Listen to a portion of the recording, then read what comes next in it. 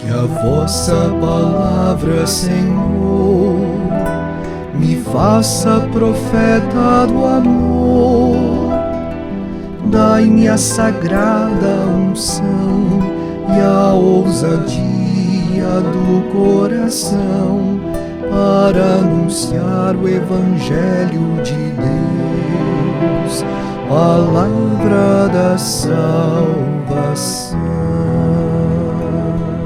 Celebramos a festa do batismo de Jesus. A Igreja celebra hoje a festa do batismo do Senhor, encerrando o tempo litúrgico do Advento e Natal. No próximo domingo, já teremos o segundo domingo do tempo comum. Quando João Batista pregava o batismo de conversão e anunciava que o reino de Deus estava próximo, muitos se perguntavam se não seria João o Messias esperado. Mas João deixou claro que ele não era o Messias.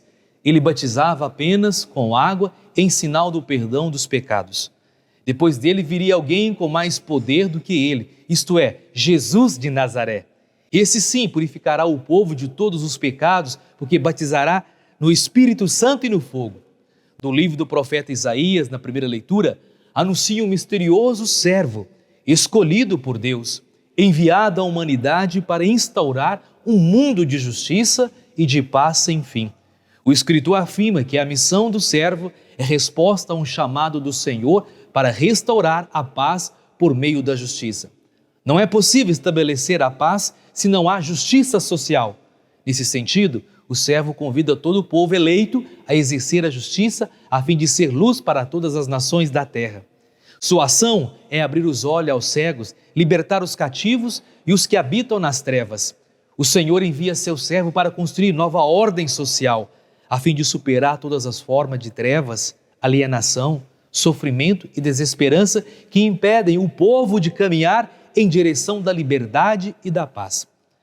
Na segunda leitura do livro dos Atos dos Apóstolos, reafirma que Jesus é o Filho amado que o Pai enviou ao mundo para concretizar um projeto de salvação.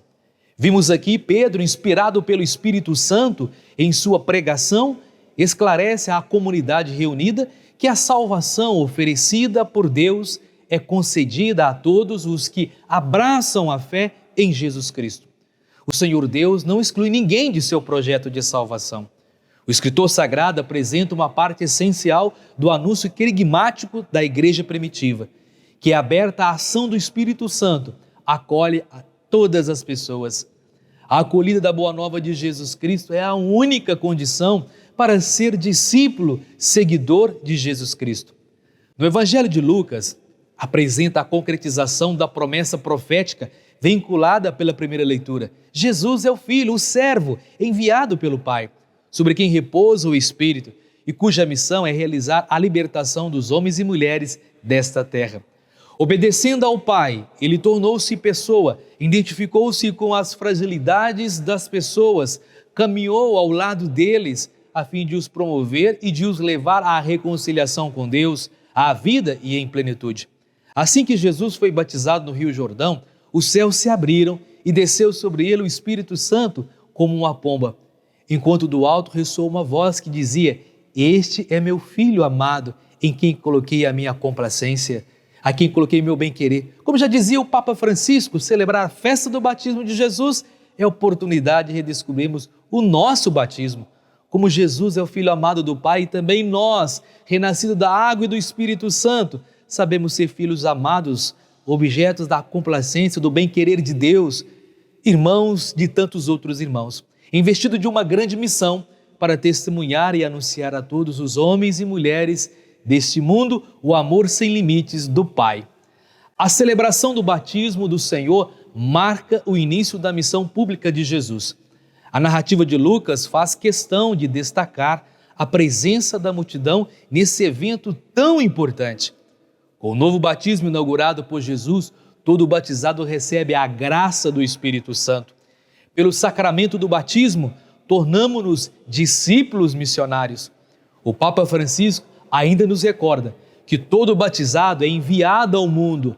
A vida é uma missão. Ele nos exorta a assumir o batismo, não como uma missão individual, mas eclesial. A vida no Espírito Santo deve ser pautada na comunhão com a Trindade e com os irmãos e irmãs. O escritor do Evangelho e do livro dos Atos dos Apóstolos divide a história da salvação em 3 tempos. Primeiro tempo, o da promessa, o Antigo Testamento até o batismo de João. O segundo, o tempo do cumprimento da promessa, em Jesus de Nazaré até a sua ascensão ao céu. Terceiro momento é o tempo da igreja, animado pelo Espírito Santo. Por isso, segundo Lucas, Jesus está no meio do povo e entra na fila para se batizar. Depois de batizado, já fora da água, põe-se em oração e o Espírito Santo repousa sobre ele como uma pomba. Então é que uma voz do céu se faz ouvir: Tu és o meu filho, em ti ponho o meu bem-querer. Assim, amados irmãos e irmãs, termina o tempo da promessa e começa o tempo do cumprimento da promessa. Terminada a missão de Jesus aqui na terra, a ascensão, o Espírito Santo repousará sobre os apóstolos no dia de Pentecostes, como narra Atos 2, dando início ao terceiro tempo, o tempo da igreja. Esse é o nosso tempo, tempo de evangelizar e testemunhar nossa fé, numa igreja comprometida em estado permanente em missão. Por isso, amar é a nossa missão. Convido a todos a compartilhar essa homilia com seus amigos e amigas nas redes sociais. Vamos juntos evangelizar. Inscreva-se em nossas redes sociais, ative o sininho de notificações, comente, compartilhe. Sejamos homens e mulheres do bem, comprometidos com o Evangelho de nosso Senhor Jesus Cristo. E que Deus nos abençoe sempre. Ele que é Pai, Filho e Espírito Santo. Amém.